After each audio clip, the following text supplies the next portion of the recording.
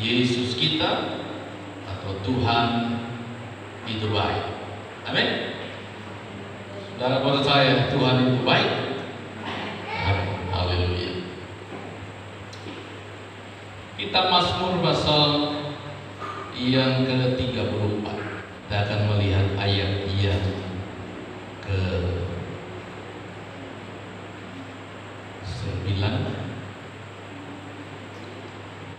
Mazmur 34 ayat yang ke-9. Firman Tuhan berkata, "Kecaplah dan lihatlah betapa baiknya Tuhan itu. Berbahagialah orang yang berlindung padanya." Amin. Saya kasih ilustrasi dulu sebelum saya menjelaskan ayat ini. Kata orang-orang di perumahan admin itu ada warung makan kekinian, ya. Katanya enak, nasi gorengnya, mie-nya enak. Saya nggak tahu dari antara saudara yang ada di tempat ini sudah merasakan, tapi kata orang enak. Saya sih hanya dengar kata orang. Kata orang sih enak, tapi saya belum merasakan. Gitu. Saya bertemu dengan beberapa orang, mungkin sudah ada yang ngomong sama saya, sudah ada 5-6 orang ngomong sama, masalahnya enak. Tapi persoalannya saya belum merasa, saya belum kesana, saya belum cicip, saya belum merasa ada makanan. Ya saya sih bilang enak aja, tapi saya belum merasa. Gitu. Beda nanti ketika saya kesana, saya beli 1 porsi, saya makan, terus saya bilang enak.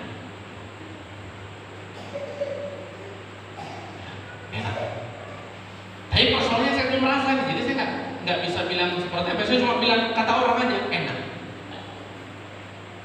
Sekarang kalau saya mau tanya sama saudara, Tuhan itu baik. Amin. Sekarang saya tanya lagi, sudah merasakan Tuhan itu baik?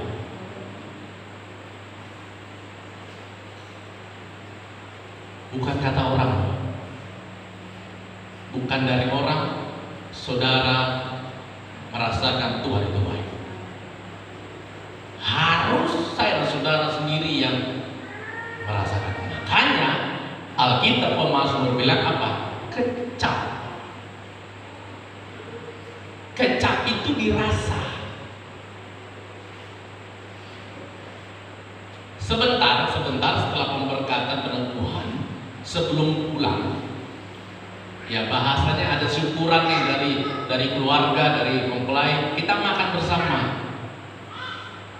Enak makanannya. Buat saya bilang enak makanannya. Nah, saya tanya saudara, menurut saudara kira-kira enak? Belum tentu, justru belum merasa kok. Saya bisa bilang enak karena saya udah rasa. Lah gitu kan? Wah itu nanya di pendeta, udah rasa duluan. Orang lain belum merasa sudah rasa. Nah, saya bisa bilang enak. Kenapa? Karena sudah rasa. Lidah saya sudah merasakan. Oh iya, asinnya, manisnya, pedasnya sudah saya rasa. Saya berani bilang enak makanan.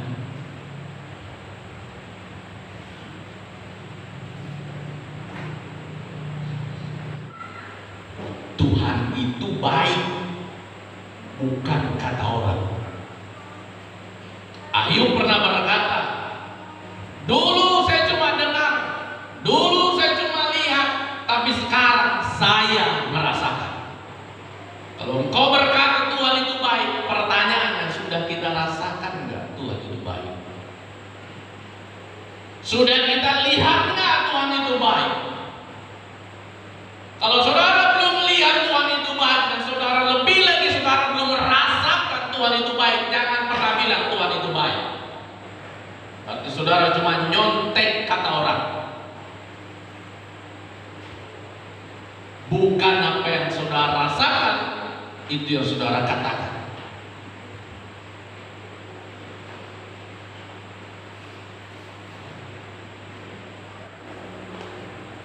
Kalau engkau berkata Tuhan itu baik, engkau harus merasakan, melihat kebaikan Tuhan itu dalam hidup saudara. Amin. Bukan cuma kata orang. Kita harus merasakan, sehingga dengan mantap, dengan yakin kita berkata Tuhan itu baik, sungguh baik. Saudara baca dalam kitab Mazmur, begitu banyak perkataan Daud, dan dia berkata bahwa Tuhan itu baik. Bahkan di ayat yang lain katakan untuk selama-lamanya Tuhan itu baik. Mengapa Daud bisa berkata demikian? Karena Daud merasakan apa namanya kebaikan Tuhan. Dia maju berperang, dia melawan bangsa-bangsa. Bagaimana Tuhan meluputkan Daud dari maut. Bahkan Tuhan luputkan dari kejaran anaknya sendiri. Tuhan luputkan dia dari maut akan dosanya sendiri. Daud bisa berkata Tuhan itu baik. Saudara sebagai jemaat Tuhan, sebagai umat-umat Tuhan, dan engkau berkata saya punya Tuhan Yesus Kristus namanya. Tuhan saya begitu baik dalam hidup saya. Pertanyaan saya, saudara sudah rasakan apa belum Tuhan itu baik? Saudara sudah nikmati enggak kebaikan Tuhan? Kalau belum, kau usah bilang.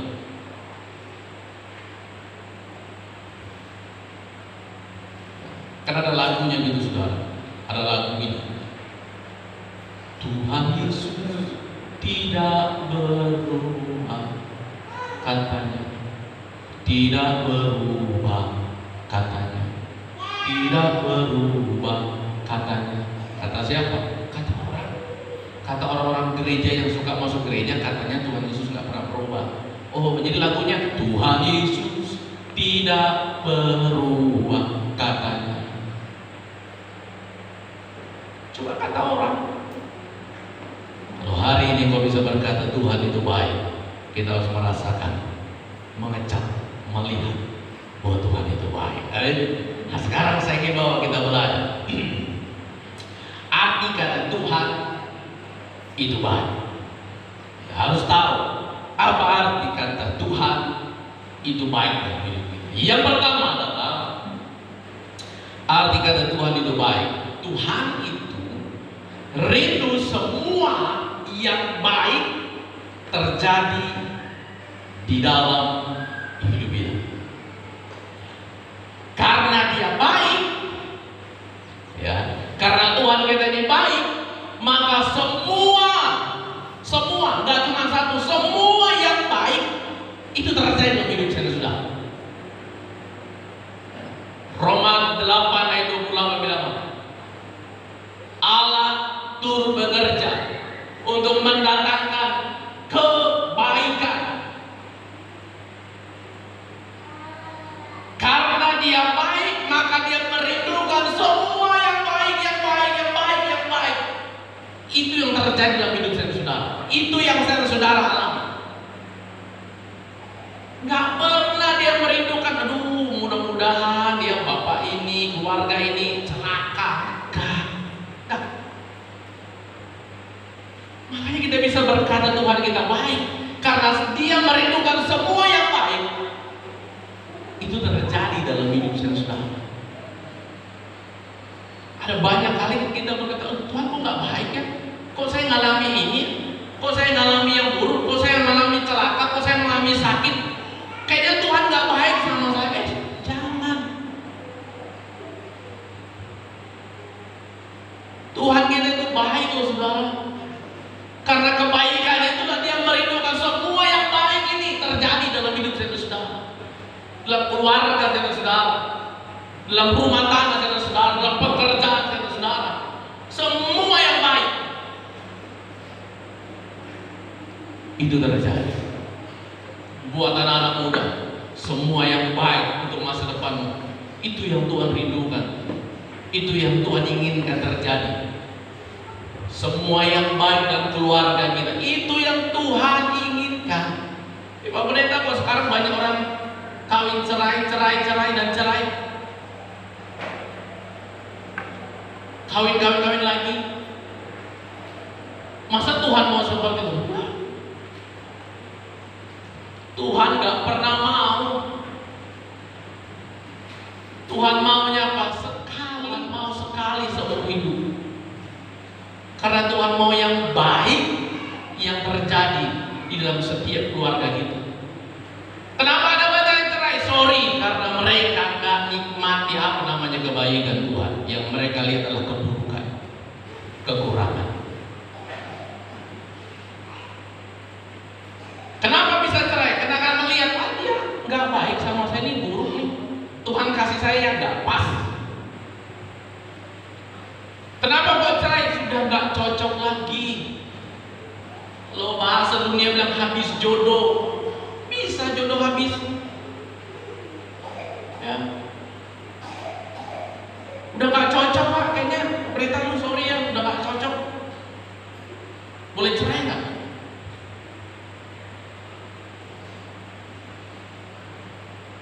Udah berapa lama nikah? Udah sekitar 10-15 tahun. Udah 15 tahun nikah bilang gak cocok.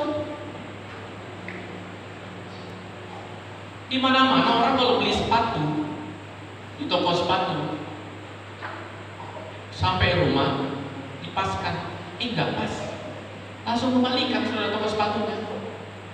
Bilang sama dia, Pak, sepatunya nggak pas, nggak cocok, ganti ya.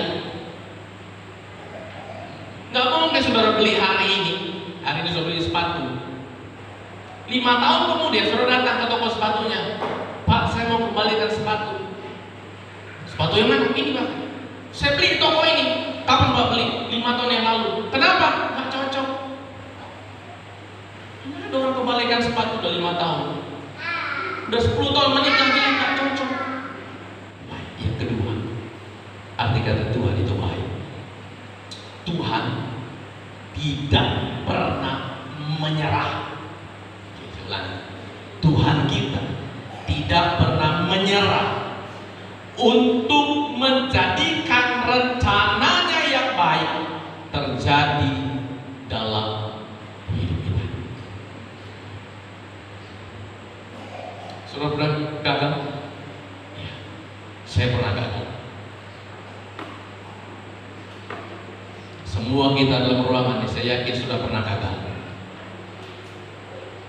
Pertanyaan saya, apakah Tuhan berhenti untuk merancangkan rencana yang baik, rencana yang luar biasa terjadi dalam hidup saudara? Tuhan gak pernah berhenti. Saya ingat gini, kami pernah,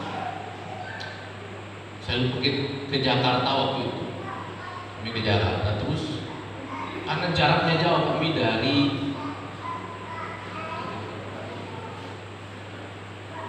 jauh lah ke arah Bekasi, Serpong, daerah Serpong, Bekasi itu jauh sekali, udah beda provinsi. Walaupun Jakarta, namun ke Jakarta ini dan Jakarta udah beda. Nah, kami ingin bertemu dengan salah satu jemaat yang pernah dulu di tempat ini kontraktor yang bangun jembatan SAP. Kalau saudara masih ingat Bapak Aris namanya. Kami pas ke Jakarta kami berhubungan dengan Pak, ayo Pak, singgahlah ke rumah kami sebentar. Oh ya, kami usahakan ambil waktu 1 hari itu ke rumah. Kirimkan alamatnya, kirim alamat tempat kami nginap. Kakak itu, waduh ini jauh sekali. Tapi nggak apa-apa, kita pasti terus. Gimana caranya? Kita menggunakan zaman sekarang ini apa sih? Semua canggih, ya kan? Tinggal ketik alamat di Google Map. Ya kalau dulu pakai apa? Ada satu aplikasi apa? Meze ke apa gitu itu untuk menuju jalan. Nah, sudah tahu Google Map ini atau Meze ini kalau sudah menunjuk jalan. Kalau sudah kita terlewati, seharusnya kita belok kanan, terlewati, maka dia akan putar nih untuk mencari jalan lain supaya sampai di tujuan. Kita seharusnya nih arahnya berapa menit lagi ke depan belok kanan. Tapi karena kita nih serius nggak lihat nih lurus, jangan muter lagi cari jalan lain supaya bisa sampai sana. Nanti di depan tikungan belok kanan. Saking kita nih seriusnya, tetap lurus lagi. Berhenti nggak dia? Enggak. Dia muter lagi tuh untuk cari arah yang lain. Bahkan bila perlu dia balik arah. Artinya dia nggak pernah nyerah. Selalu akan menunjukkan jalan sampai pada tujuan kita. Nah, Tuhan itu kayak gitu. Bahkan lebih dari itu.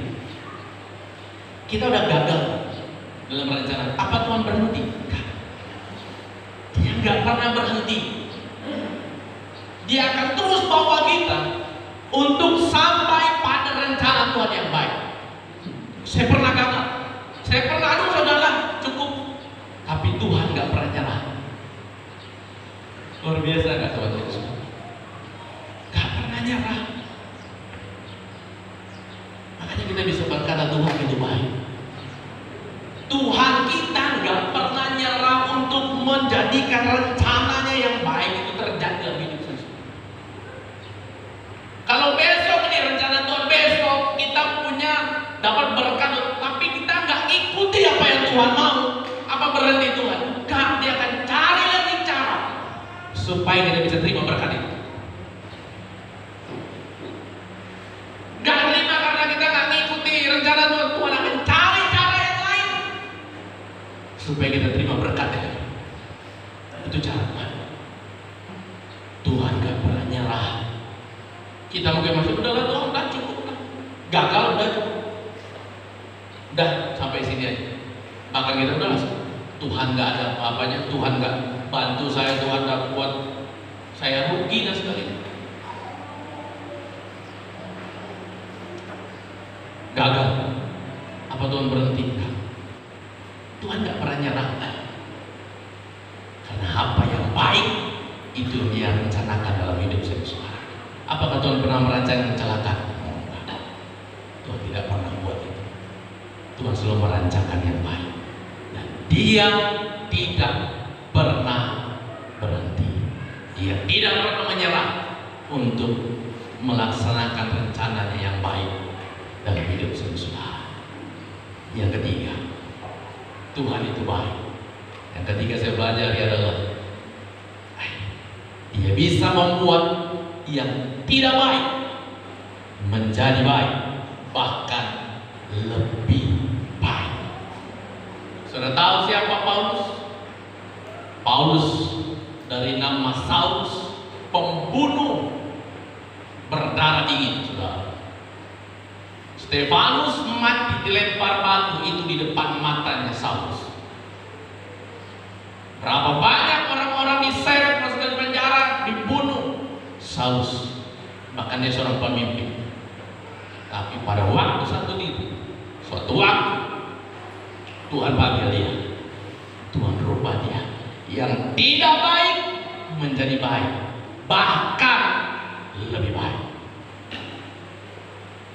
Petrus siapa? Petrus nggak ada apa-apanya. Petrus nelayan.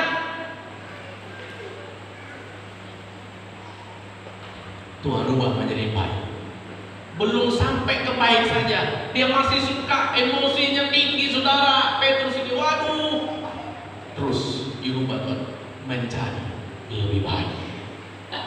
Petrus khotbah, dulu dia ngomong enggak, orang nggak gubris. Tapi begitu setelah Tuhan ubah dia menjadi lebih baik, sekali dia ngomong 3.000 orang tobat.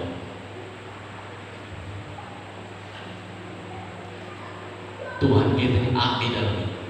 Karena kebaikannya, dia bisa merubah yang tidak baik menjadi baik, bahkan lebih baik. Apa yang saya sudah alami hari ini? Adakah kita berkata, Tuhan, saya mengalami hal yang tidak baik. Tuhan, saya mengalami hal-hal yang tidak mengenakan. Tuhan, saya mengalami hal-hal yang tidak menyenangkan. Saudara harus bilang, Tuhan itu baik. Karena Tuhan saya dan saudara yang kita sembah, dia mampu untuk merubah yang tidak baik ini menjadi baik, bahkan lebih baik lagi. Manusia apa yang bisa kita buktikan? Tidak ada. Tapi Tuhan kita Yesus, Dia mampu melakukan. Bahkan Alkitab katakan Dia dapat merubah kutuk menjadi berkat. Dia tampung setiap air mata kita dalam kirbat-Nya, sehingga pada waktunya setiap air mata kita Dia akan berubah menjadi permata-permata yang indah. Luar biasa. Mana ada orang yang bisa rubah air mata menjadi permata kalau bukan Tuhan kita Yesus. Air mata orang buang, saudara. Bahkan mungkin orang pikir, gak ada artinya. Tapi bagi Tuhan kita, saudara, setiap air mata kita, Alkitab bilang, Dia rubah menjadi permata-permata yang indah. Sesuatu yang tidak baik, kita mungkin berduka cita, kita mungkin mengalami kesedihan, kita mengalami penderitaan, saudara. Tapi ketika kita ada di dalam Tuhan, ketika kita ada dalam naungan Yesus, kita mengaku bahwa Yesus itu baik, saudara akan lihat daripada kebaikan yang terjadi. Dia bisa merubah segala yang tidak baik itu menjadi baik, dan bahkan menjadi lebih baik. Ini luar biasa Tuhan. Tuhan itu baik. Yang keempat, yang terakhir, saya belajar. Apa arti kata Tuhan itu baik? Apapun yang Tuhan izinkan terjadi, ujungnya selalu baik. Apapun, saudara, yang Tuhan izinkan terjadi, ujungnya selalu baik. Saya kasih dua contoh. Yang pertama adalah Ayub.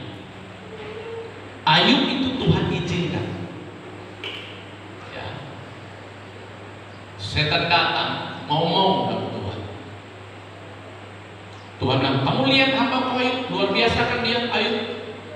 Setan bilang gini, bagaimana dia tidak luar biasa? Memang benar dia kaya, dia hebat, karena Tuhan pagari. Coba Tuhan cabut pagarnya, pasti dia tinggalkan Tuhan. Oke, saya izinkan dari Tuhan, tapi jangan nyawanya milik saya.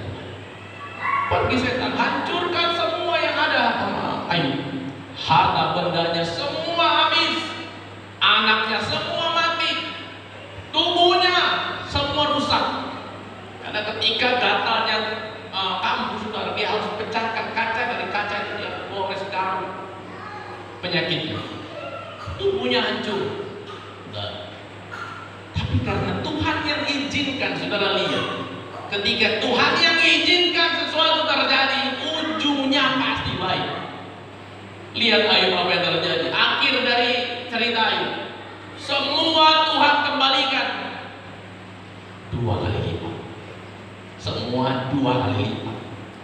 Kecantikan anak Ayub tidak ada yang menandingi pada zaman itu, tapi semua Tuhan ambil. Tapi ketika dikembalikan 2 kali lipat cantiknya. Harta bendanya semua yang dimiliki 2 kali lipat. Lihat, ketika Tuhan yang izinkan segala sesuatu terjadi dalam hidup saya, saudara, ujung-ujungnya pasti yang baik yang saya, saudara. Jadi jangan langsung ngomel, saudara. Jangan langsung marah sama Tuhan. Jangan langsung protes sama Tuhan. Jangan langsung benci Tuhan. Jangan langsung bilang, Tuhan gak adil lah, Tuhan gak baik. Ya, saya sudah setia sama Tuhan, sudah ikut Tuhan, saya rajin loh sama Tuhan, saya doa, saya baca firman, saya ibadah, saya puji Tuhan. Tapi semua yang buruk kenapa Tuhan berikan sama saya? Ingat, ketika Tuhan izinkan itu terjadi, ujungnya pasti baik. Pasti baik, bahkan lebih baik. Yang kedua adalah cerita tentang Yusuf. Semua kakak-kakaknya iri, bermufakat mereka, lempar ke sumur, nggak sampai di situ, angkat jual ke orang Ismail, dijual ke Potifar, kerja di sana difitnah ya sama istri Potifar. Setelah dipindah masukkan penjara, sampai di penjara dia nolong orang, dilupakan di penjara. Sampai pada waktu dia keluar dari penjara langsung menjadi orang nomor 2 di tanah Mesir. Begitu bertemu dengan kakak-kakaknya, Ayub bisa berkata, mungkin kamu mereka-reka yang jahat, tapi Tuhan merubahnya yang baik.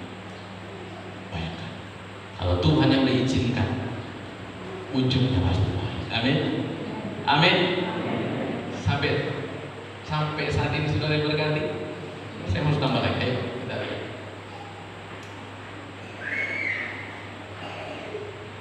Bagaimana bisa melihat dan mengalami kebaikan Tuhan? Ya, saya ngambil dari kitab Roma pasal 8 ayat yang ke-28. Kita harus tahu bagaimana bisa melihat dan mengalami kebaikan Tuhan.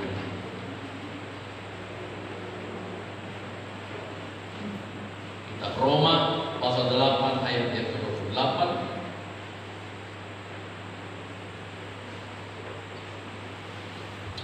Firman Tuhan begini.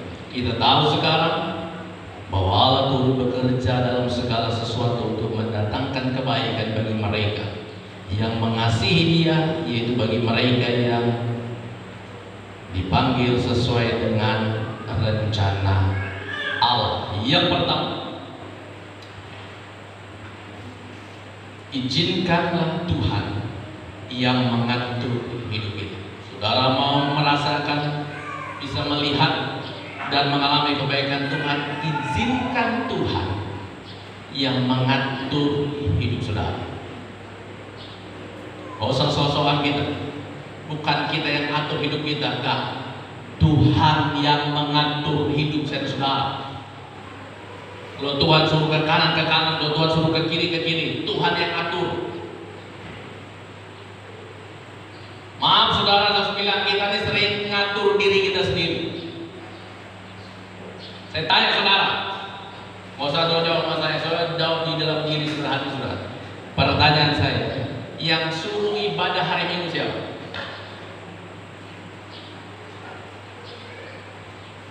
Orang Kristen itu ibadahnya hari Minggu. Sekarang saya tanya, yang suruh ibadah hari Minggu siapa? Pemerintah. Pendetanya suruh. Enggak, saya nggak pernah suruh saudara.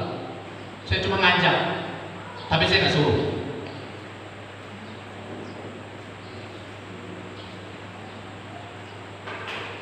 Tuhan yang suruh saudara.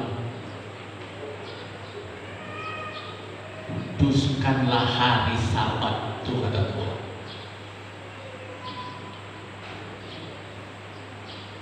Bahkan dalam kitab Ibrani pasal 10 ayat 25 bilang apa? Jangan jauhkan dirimu dari pertemuan-pertemuan ibadah. Tuhan yang suruh, Tuhan yang perintah, Tuhan mengatur saudara-saudara. Tapi pertanyaan saya dan saudara, ayo saya jawab sendiri. Saudara ikut aturan Tuhan atau ikut aturan sendiri?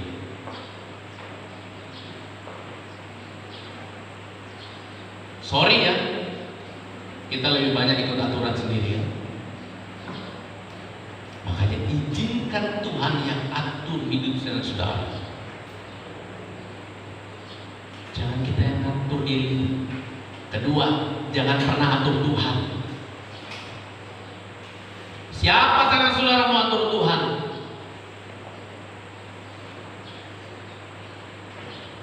Tuhan kalau bisa gini ya Tuhan, kalau bisa gini. Tuhan bilang, emangnya saya pembantu kamu atur-atur? Kamu ikut aturan saya, kata Tuhan. Kalau saudara di perusahaan, saudara ikut aturan perusahaan. Saya tanya, kalau saudara di perusahaan ini, saudara ikut aturan perusahaan atau ikut aturan sendiri?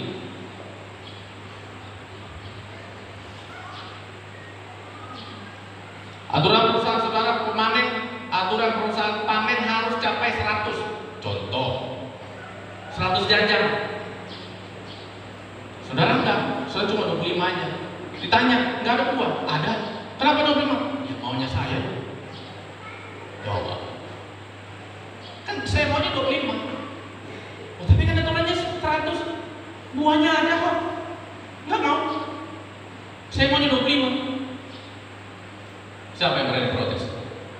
Saya maunya 25. ada juga yang protes sih, tapi dengan tangan terbuka, silakan keluar, kayak gitu. Nah kalau kita ikut dalam keluarganya Tuhan, ikut aturan Tuhan. Hanya izinkan Tuhan yang mengatur hidup saya, saudara. Kita nggak usah keras hati, nggak usah keras kepala untuk susah ngikuti aturan Tuhan. Ikuti aturan Tuhan. Untuk mengasihi itu aturan siapa? Kasihilah musuhmu, ampuni, aturan siapa? Aturan Tuhan.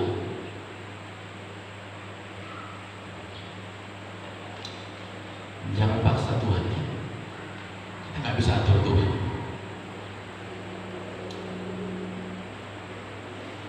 Saudara, saya kesaksian.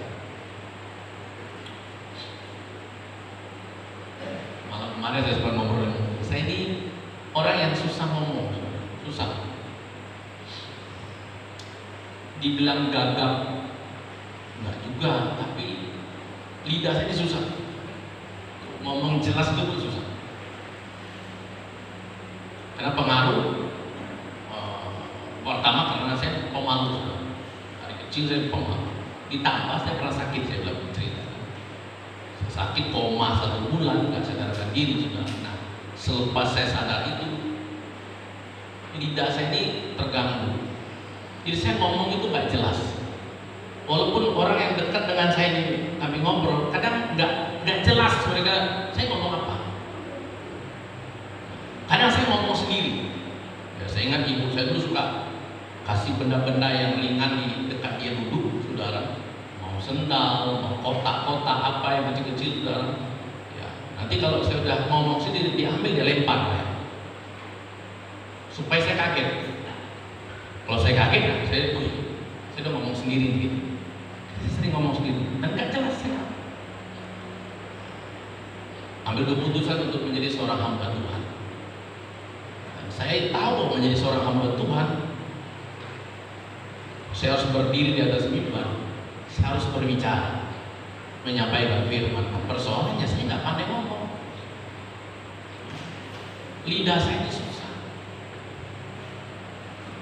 Awal kami pacaran, saudara, ketemu dengan keluarga istri, sampai keluarga istri itu bilang ini calon kamu ini lidahnya pendek atau apa? Kan saya ngomong gak jelas. Ibu kepala dia doa, saudara.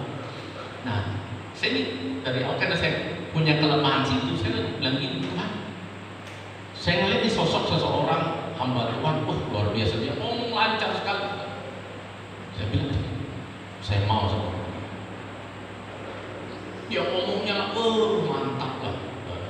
Saya bilang, saya mau seperti itu. Pokoknya saya bagaimanapun caranya saya mau seperti dia. Saya mau seperti dia. Saya mau seperti dia. Saya mau jadi seorang hamba Tuhan, saya mau seperti dia.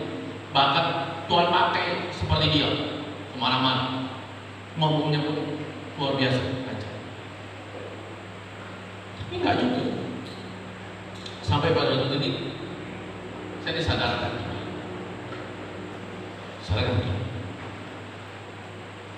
Kenapa sih kamu fokus sama rencana Tuhan kepada orang lain? Kok kamu fokus sama orang lain? Semuanya sudah sadar. Ternyata selama ini saya fokus sama rencana Tuhan sama orang lain. Saya maunya seperti itu. Saya mau seperti itu. Itu yang Tuhan rencanakan sama dia. Kenapa saya fokus sama rencana Tuhan akan orang itu? Kenapa nggak saya alihkan fokus saya sama rencana Tuhan akan hidup saya? Saya maksa Tuhan, saya ngatur Tuhan. Saya mau fokus sama apa yang Tuhan rencanakan akan hidup saya. Nah, kita banyak kali kan seperti itu. Saya mau nih seperti ini, jadi pemimpin seperti ini. Bisa kemana-mana, dia punya jabatan dan sebagainya. Kita fokus sama rencana Tuhan sama orang lain. Kita lupa bahwa Tuhan punya rencana lebih baik bagi hidup saya, saudara. Makanya izinkan Tuhan untuk yang mengatur hidup saya, saudara. Izinkan. Yang kedua, bagaimana kita bisa melihat dan mengalami kebaikan Tuhan? Tetap mengasihi Tuhan dalam segala sesuatu. Segala sesuatu, baik nggak baik, tetap mengasihi Tuhan.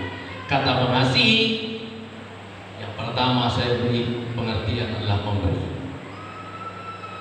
Injil Yohanes pasal 3 ayat 69, karena begitu besar kasih Allah akan dunia ini sehingga Dia berikan anaknya yang tunggal, supaya setiap orang yang percaya kepadanya tidak binasa, melainkan beroleh hidup yang kekal. Karena kasih, Bapa memberi anaknya yang tunggal. Kalau saya bicara tentang kasih, saya bicara tentang memberi. Suami istri, kau nggak bisa bilang mengasihi kalau kita nggak bisa memberi. Tapi kalau kasih itu sampai selama-lamanya. Cinta bisa berubah, tapi kasih ini kekal. Kasih ini apa? Memberi waktu kita, memberi hati kita, memberi, mengasihi. Mengasihi juga saya bisa artikan mendekat dengan yang kita kasihi. Saya kalau mengasihi Tuhan, berarti saya mau mendekat sama yang saya kasih, yaitu Tuhan. Tetap mengasihi Tuhan, tetap saya mau mendekat sama Tuhan. Tak mungkin saudara bilang saya mengasihi istri saya mengasihi anak-anak, tapi sudah jauh. Oke, bisa saja ya. Selalu ingin dekat, walaupun sebagian kita akhirnya terpisah dengan jarak karena pekerjaan, tapi hati kita pasti maunya kumpul sama-sama. Mengasihi itu tidak mendua. Kalau kita mengasihi tidak mendua, Tuhan nggak mau diduakan. Kalau kita berkata aku mengasihi kau Tuhan, kita nggak mendua hati sama yang lain. Kalau engkau suami berkata aku mengasihi kau istri, engkau tidak mendua. Demikian pun istri, ya kan? Tidak mendua, tidak mendua. Ini mengasihi yang tidak menuruti segala perintah. Ini mengasihi. Ketika saya sudah mau melakukan itu, maka saudara akan melihat kebaikan demi kebaikan Tuhan terjadi dalam hidup saudara. Yang terakhir,